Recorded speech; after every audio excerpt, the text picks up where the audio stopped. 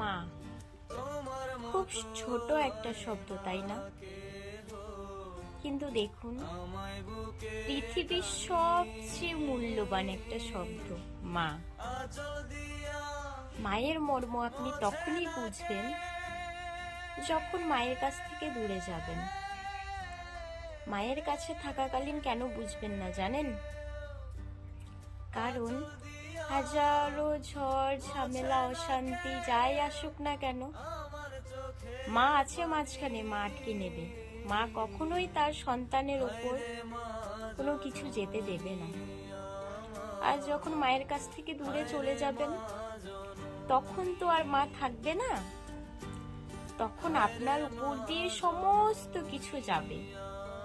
তখনই আপনার মনে পড়বে যে মা কি জিনিস ছিল, যে আমার গায়ে একটা আঘাত আসতে দিত না, আর এখন পৃথিবীর সমস্ত আঘাত আমার উপরে আসে। মা এমনই একটা জিনিস, মা সব কিছু সহ্য করবে, তার সন্তানের গায়ে একটা আঘাতও সহ্য করবে না।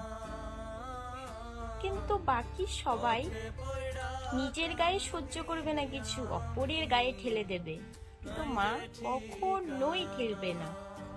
মা এমন একটা জিনিস। তাই তো বলছি, মায়ের মর্ম তখনই বুঝবেন যখন মায়ের কাছ থেকে দূরে যাবেন।